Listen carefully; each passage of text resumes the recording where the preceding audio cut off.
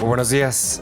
Estas son las claves de la mañana. México acuerda transferencias inmediatas de agua a Estados Unidos. Diputados aprueban ley nacional para eliminar trámites. Parlamento abierto sobre ley de telecomunicaciones inicia el miércoles. La Suprema Corte pospone cumplimiento de sentencia sobre caso Atenco. Rubén Moreira advierte riesgos en iniciativa de telecomunicaciones. Sheinbaum reconoce alza en deuda al cierre del sexenio de López Obrador. Concluye impresión de boletas para la elección judicial. Y además, la visión global, el radar empresarial, los mercados y más noticias. Hoy es martes 29 de abril de 2025 y aquí comenzamos.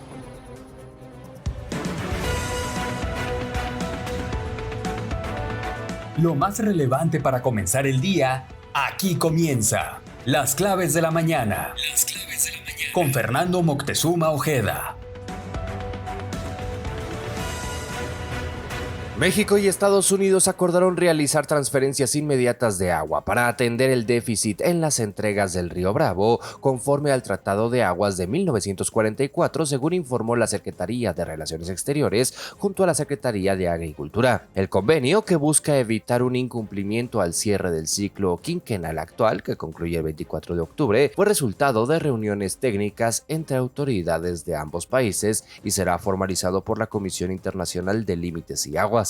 México se comprometió a incrementar el envío de agua a Texas pese a enfrentar una sequía histórica, y las acciones incluyen transferencias adicionales durante la temporada de lluvias con prioridad para el consumo humano. Las autoridades establecieron también un mecanismo de consultas anuales para supervisar el cumplimiento del tratado, que ambas naciones consideran vigente y benéfico, sin necesidad de renegociación. Y en tanto, le platico que la Cámara de Diputados aprobó en lo general con 330 votos a favor, 129 en contra y 0 abstenciones el dictamen de la Ley Nacional para eliminar trámites burocráticos, que busca, dicen, simplificar la relación entre el gobierno y la ciudadanía mediante la digitalización de servicios. La ley establece que la Agencia de Transformación Digital y Telecomunicaciones será la encargada de implementar y supervisar la normativa en todo el país. Entre sus medidas destacan la creación del Portal Ciudadano Único de Trámites y la Llave MX como sistema de autenticación digital. Además, la ley tiene como objetivo reducir trámites burocráticos, con datos que señalan que en México existen más de 350,000 trámites a nivel nacional. La legislación excluye trámites fiscales y ciertas funciones del Ministerio Público y las Secretarías de la Defensa Nacional y Marina, pero fomenta la digitalización y homologación de servicios. Esta disposición abroga la Ley General de Mejora Regulatoria de 2018 y disuelve la Comisión Nacional de Mejora Regulatoria, transfiriendo sus recursos a la nueva agencia. Algunos artículos fueron reservados para su discusión en lo particular, lo que permitirá ajustes, dicen, antes de su aprobación final. Finalmente, esto fue aprobado ya anoche.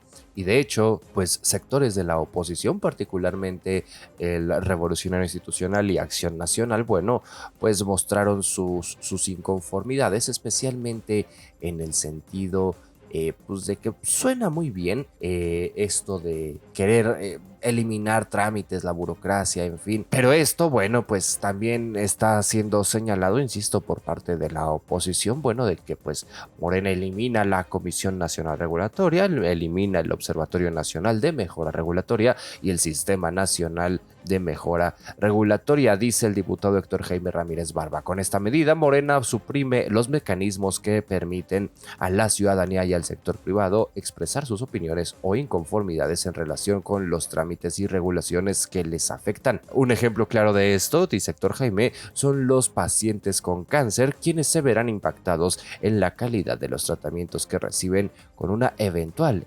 eliminación de la norma oficial vigente. Pues esto es lo que dice la oposición allá en la Cámara de Diputados. Ahora vamos a dar un vistazo al mundo.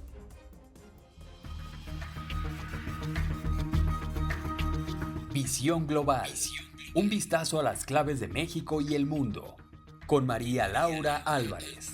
Gracias, Fernando. Buenos días para ti y para la audiencia. En la península ibérica, un apagón masivo afectó amplias zonas de España, Portugal y el sur de Francia, provocando interrupciones en el transporte público, telecomunicaciones y servicios esenciales. La causa aún no ha sido determinada. Autoridades de Portugal y la Comisión Europea encabezan las investigaciones. Red Eléctrica de España estima que la recuperación total podría tardar de 6 a 10 horas. Francia ofreció apoyo energético para la estabilización de la red. En Eurasia, la Comisión Militar Central de Corea del Norte confirmó el envío de tropas a Rusia en apoyo a su ofensiva contra Ucrania como parte del Tratado de Asociación Estratégica Integral firmado en 2024. Corea del Norte reportó la participación de sus fuerzas en la recuperación de la región rusa de Kursk. Ucrania negó la pérdida total de esa zona y denunció la presencia de aproximadamente 14.000 soldados norcoreanos en territorio ruso. En Medio Oriente, Amnistía Internacional acusó a Israel de cometer actos de genocidio contra la población palestina de Gaza en violación de normas internacionales. La organización documentó desplazamientos forzados de cerca del 90% de la población gazatí, así como daños físicos, mentales y destrucción sistemática de infraestructura civil. Amnistía también responsabilizó a actores internacionales como Estados Unidos y países de Europa Occidental por su respaldo a las acciones de Israel. En Tamaulipas, elementos del ejército aseguraron 16 minas terrestres listas para detonar en una zona rural del municipio de Miguel Alemán. El hallazgo ocurre en una región estratégica para el tráfico de drogas y personas y se suma a incidentes similares reportados en otros municipios del estado a principios de 2025. Personal especializado neutralizó los artefactos para evitar daños a las familias residentes. En México, el Consejo Nacional Agropecuario alertó sobre el riesgo de un cierre de exportaciones de ganado debido al brote del gusano barrenador en la frontera sur. Advirtió que esta situación afectaría tanto a la economía rural nacional como a la cadena de abasto cárnico en Estados Unidos. La organización respaldó las medidas sanitarias implementadas por el gobierno de México y llamó a fortalecer la cooperación binacional para preservar la sanidad agropecuaria y el comercio agroalimentario. Hasta aquí la visión global del martes, Fernando. Excelente día. Muchísimas gracias, Laura. Muy buenos días. Y en la casa de enfrente, allá en el Senado de la República, el presidente de la Junta de Coordinación Política, Adán Augusto López Hernández, informó que este miércoles comenzarán los conversatorios sobre la iniciativa de reforma a la Ley de Telecomunicaciones presentada por la presidenta Claudia Sheinbaum. La reforma, originada tras el mensaje discriminatorio transmitido en partidos de la Liga MX, ya sabe, de la secretaria de Seguridad Cristina, busca enfrentar la publicidad extranjera en México. Sin embargo, tras controversias sobre el artículo 109, Sheinbaum solicitó su eliminación y propuso que la discusión se lleve a cabo en un esquema de parlamento abierto. Gerardo Fernández Noroña, presidente de la mesa directiva del Senado de la República, respaldó la apertura del debate y aseguró que la iniciativa no busca censurar ni restringir libertades. Durante una conferencia de prensa el pasado viernes, adelantó que este lunes se habría de votar para retirar la discusión de la iniciativa del orden del día y destacó la importancia de un debate amplio. A ver si no. Fuera del Senado, manifestantes protestaron contra la reforma, mientras Fernández Noroña condenó la agresión contra el senador Raúl Morón en Michoacán. En otros temas legislativos, se impugnaron candidaturas al Poder Judicial presuntamente vinculadas al crimen organizado antes de las elecciones del 1 de junio. ¿Quién los dejó pasar en primer lugar? Pregunto yo. Además, se anunció que el miércoles comparecerá el secretario de Seguridad Pública, Omar García Harfuch, para abordar la Estrategia Nacional de Seguridad Pública. Y por su parte, la Suprema Corte de Justicia de la Nación resolvió este lunes que el Poder Judicial de la Federación no tiene la obligación inmediata de cumplir con la sentencia de la Corte Interamericana de Derechos Humanos sobre el caso de las 11 mujeres víctimas de tortura y abuso sexual en San Salvador Atenco ocurridos en 2006. Durante la sesión del Pleno, el máximo tribunal avaló por unanimidad el proyecto del ministro Alberto Pérez Dayán, que señaló que la Fiscalía General de la República debe primero concluir su investigación antes de que se inicie cualquier actuación judicial. La Suprema Corte explicó que el juzgamento y sanción de los responsables está condicionado a los avances de la indagatoria. Aunque no se procederá judicialmente de forma inmediata, la Corte estableció los estándares que deben seguir las autoridades en la investigación y la sanción de estos crímenes. La sentencia de la Corte Interamericana de 2018 había ordenado al Estado mexicano medidas de reparación para las víctimas, incluyendo la investigación de los responsables, pero la resolución de la Suprema Corte condiciona su cumplimiento a los avances de la pesquisa.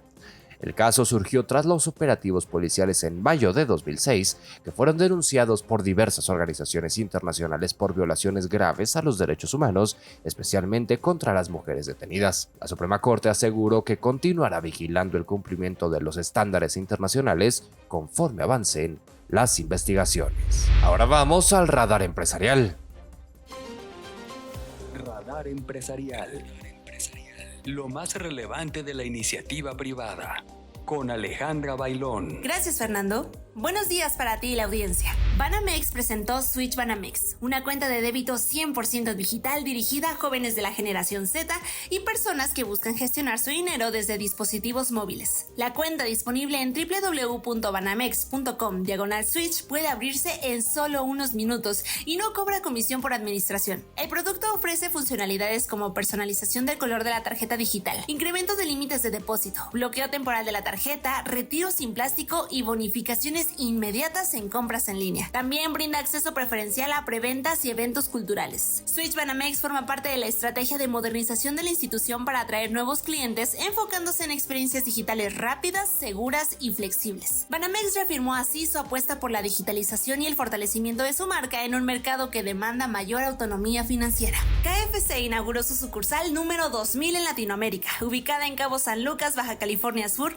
fortaleciendo su liderazgo en el sector de restaurantes de servicio rápido en la región. Actualmente la marca tiene presencia en 36 países y lidera en cobertura geográfica y números de unidades en 26 mercados. Latinoamérica es la región de mayor importancia para KFC a nivel global en ventas, con un crecimiento de doble dígito anual. La nueva sucursal registró un récord de transacciones en su primera semana. En total, las 2000 sucursales generan más de 2.5 mil millones de dólares anuales y emplean a más de 25,000 personas. En México, KFC cuenta con 13,400 colaboradores y planea crear 1,000 empleos adicionales y abrir 40 nuevas sucursales en 2025, además de remodelar 80 establecimientos. La compañía reafirmó su compromiso de crecimiento, fortalecimiento del empleo y expansión en América Latina. La producción de autos eléctricos en México enfrenta presión ante la incertidumbre del TEMEC y las políticas proteccionistas impulsadas por el presidente Donald Trump, que incluyen la eliminación de incentivos y nuevos aranceles a su importación. Actualmente México ensambla 6 modelos eléctricos como el Ford Mustang Mach-E, Chevrolet Blazer y Equinox, Cadillac Optiq, Honda Protologue y Jeep Wagoneer S, cuya demanda depende principalmente del mercado estadounidense. Aunque las proyecciones apuntaban a un 30% de ventas globales de vehículos eléctricos a principios de la década, en Norteamérica hoy representan menos del 10%. Empresas como Nemac apostaron por la electromovilidad anunciado en 2022 contratos por $1,530 millones y 3 nuevas plantas, pero debido a la baja demanda reportaron pérdidas y pospusieron proyectos en México y Alemania. La incertidumbre comercial ha generado cautela en las inversiones, a diferencia de China, donde la industria de autos eléctricos se ha consolidado. A pesar de ello, líderes como Manuel Montoya de Clúster Automotriz de Nuevo León ven un crecimiento futuro y destacan la participación de unas 60 empresas mexicanas que proveen a Tesla en Texas, aunque no existe producción local de baterías. Finalmente, expertos como Juan Francisco Torres Landa consideran que, ante el freno en la adopción de eléctricos, la producción de autos de combustión interna podría fortalecerse, dado que México sigue siendo el 7º mayor productor de vehículos en el mundo y las ventas de eléctricos en el país representan menos del 2% del total comercializado. Hasta aquí lo más destacado del mundo empresarial, Fernando. Excelente día. Muchísimas gracias, Ale. Muy buenos días. Y en tanto le cuento que el coordinador del Partido Revolucionario Institucional, el PRI, allá en la Cámara de Diputados, Rubén Moreira Valdés, expresó su preocupación por la falta de debate público en torno a las iniciativas clave como las relacionadas con telecomunicaciones, desaparición de personas y seguridad. Durante una entrevista de este 28 de abril, Moreira señaló que la Cámara de Diputados se ha convertido en una ventanilla de trámite del Poder Ejecutivo y urgió a un diálogo más abierto entre las cámaras. El legislador respaldó la convocatoria para un periodo extraordinario de sesiones, pero subrayó la necesidad de trabajar conjuntamente con el Senado en temas de telecomunicaciones y desaparición de personas. En relación con la reforma de telecomunicaciones, calificó la iniciativa como una ley censura y alertó sobre la creación de la agencia digital con amplias facultades para controlar la información y los datos personales. Moreira consideró que el artículo 109 de la propuesta, que permitiría suspender señales de comunicación durante eventos públicos, es parte de un intento de represión del Estado. También denunció que la nueva agencia digital tendría un rango superior al de varias dependencias de gobierno y que su titular sería nombrado directamente por la presidencia, esto sin participación del legislativo ni el Poder Judicial. En cuanto a las declaraciones de la presidenta Claudia Sheinbaum sobre modificar la ley, Moreira indicó que no bastan los ajustes y pidió desecharla por completo. Además, advirtió sobre prácticas de movilización electoral en estados gobernados por Morena y sobre los riesgos de un posible deterioro económico y social que podría derivar en el uso de estas facultades de control digital. Y por su parte, la presidenta Claudia Sheinbaum reconoció este lunes un aumento en la deuda pública al cierre de la administración de Andrés Manuel López Obrador, vaya qué novedad, derivado del déficit generado durante el último año de su gobierno. Durante su conferencia de prensa matutina, Sheinbaum explicó que la decisión de López Obrador de cerrar todas las obras en 2024 provocó un déficit, lo que resultó en un incremento de la deuda. Sin embargo, señaló que su administración ha trabajado para mitigar este impacto entre 2024 y 2025, logrando estabilizar la situación financiera en los primeros meses de su mandato. En respuesta a las proyecciones del Fondo Monetario Internacional, que anticipan una posible contracción económica del 0.3% para este año y un aumento de la deuda al 60.7% del PIB, Sheinbaum descalificó esta visión, afirmando que el FMI, el Fondo Monetario, no ha comprendido los cambios que está experimentando el país con la cuarta transformación. Al cierre del mandato de López Obrador, en 2024, la deuda neta en México casi se duplicó, alcanzando los 15 billones de pesos, frente a los 8 billones al inicio de su administración. A pesar del aumento, Sheinbaum destacó el compromiso de su gobierno con una gestión responsable de las finanzas públicas, centrada en reducir el déficit y mantener los programas sociales y proyectos prioritarios. Finalmente, indicó que su administración seguirá informando periódicamente sobre el estado de la deuda y las medidas adoptadas para garantizar la estabilidad económica del país. Ahora vamos a los mercados. Las claves de los mercados. Con Arely Méndez. Gracias, Fernando. Buenos días para ti y la audiencia. El dólar en ventanilla se cotiza hasta en 20.05 pesos a la venta y 18.96 a la compra, mientras que el euro se ubica en los 22.35 a la venta y 22.34 a la compra. La gasolina Magna se vende hasta en 23.65 pesos por litro, la Premium en 25.65 y el diésel en un máximo de 26.05 pesos por litro según el precio promedio nacional. Mientras tanto, la mezcla mexicana de exportación se vende en $50.18 por barril. Por su parte, el índice de precios y cotizaciones de la Bolsa Mexicana de Valores finalizó la jornada en 56.980.13 puntos, una ganancia del 0.46%. La acción ganadora fue Gixa, con una ganancia del 10.42%, mientras que la perdedora fue Volaris, con un desplome del 14.32%. Hasta aquí la información financiera, Fernando. Excelente martes. Excelente martes, Arely. Muchísimas gracias. Muy buenos días.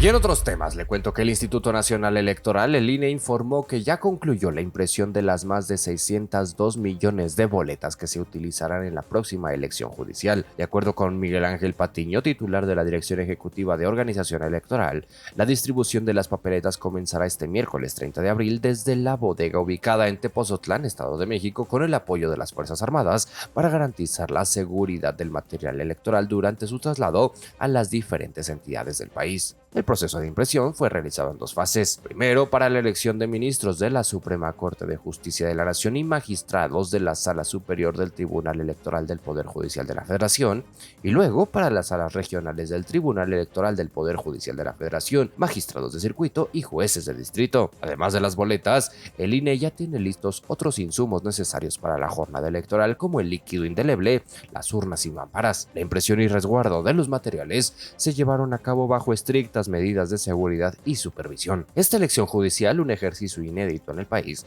permitirá a la ciudadanía votar, usted lo sabe, por diversos cargos del Poder Judicial, fortaleciendo los mecanismos de participación democrática.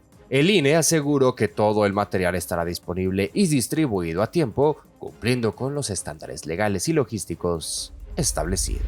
Y antes de despedirnos, hay más noticias. Más noticias con Carmen Delgadillo. Gracias, Fernando. Buenos días para ti, la audiencia. El rector de la UNAM, Leonardo Lomelí, destacó el rol esencial de las universidades en la construcción de sociedades democráticas y justas. Afirmó que a pesar de los desafíos como la falta de financiamiento y la desinformación, las instituciones educativas siguen siendo fundamentales para la investigación y el desarrollo social. La Noche de Museos de abril ofrecerá actividades para todas las edades, con eventos como proyecciones de caricaturas, conciertos de rock y música clásica, degustaciones de tequila y pulque y observaciones nocturnas. Varios museos como el Palacio de Bellas Artes y el Museo del Tequila tendrán actividades gratuitas o a bajo costo. La Cineteca Nacional de México presenta el ciclo de cine clásicos en pantalla grande con 18 películas inspiradas en las obras de Edgar Allan Poe. Las funciones que se realizan los fines de semana hasta julio de 2025 incluyen charlas académicas y proyecciones a 70 pesos. El 69% de la generación Z y millennials en México prefiere ver videos cortos en redes sociales, valorando la autenticidad en 98% en contenidos como Get Ready With Me o Behind the Scenes. Los mexicanos buscan conexión emocional y contenido real sin importar la duración y aplican esta tendencia en áreas como turismo, salud y comercio. La lluvia de meteoros ETA Aquarius 2025 alcanzará su máximo el 5 y 6 de mayo, con especial visibilidad en el hemisferio sur. Originada por los restos del cometa Halley, ofrecerá entre 20 y 40 meteoros por hora. Los mejores momentos de observación son antes del amanecer con condiciones meteorológicas favorables. Jean-Guillaume Olet-Pelletier, egiptólogo, ha descifrado 7 mensajes ocultos en el obelisco de Luxor en París, instalado en 1836. Los jeroglíficos, que emplean criptografía jeroglífica en 3D, exaltan la propaganda de Ramsés II y estaban destinados a ser vistos solo por la nobleza del Nilo. La NASA ha divulgado una imagen aérea del rover Curiosity explorando Marte, captado por la sonda Mars Reconnaissance Orbiter. El Curiosity avanza lentamente hacia una nueva misión científica, buscando condiciones propicias para la vida en una zona geológica prometedora cerca del monte Sharp. Científicos descubrieron EOS, una gigantesca nube molecular de hidrógeno, una de las estructuras más grandes y cercanas al sistema solar. Utilizando una nueva técnica de fluorescencia en el ultravioleta lejano, este hallazgo podría redefinir la comprensión de la formación de estrellas y el medio interestelar. La OMS ha publicado una directriz que incluye medidas contra la mutilación genital femenina, como prohibir que profesionales sanitarios la practiquen y capaciten a personal en prevención. La directriz también promueve la sensibilización comunitaria y la atención médica adecuada para las víctimas. La adicción al trabajo, conocida como workaholism, afecta la salud física y mental, alterando relaciones personales y generando ansiedad. Para prevenirla se recomienda establecer límites claros, fomentar una cultura laboral saludable y aplicar protocolos de desconexión digital junto con apoyo psicológico. Fernando, la información. Muchísimas gracias, Carmen. Muy buenos días.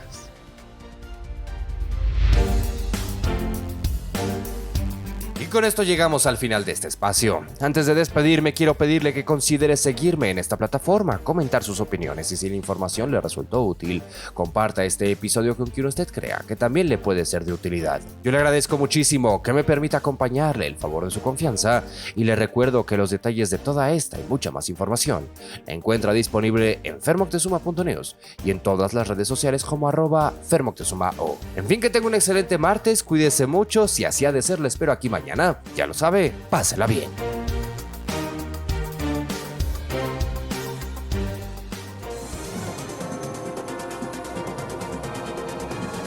Ahora sabes lo que necesitas para comenzar tu día. Esto fue Las Claves de la Mañana, presentado por fermoctezuma.news.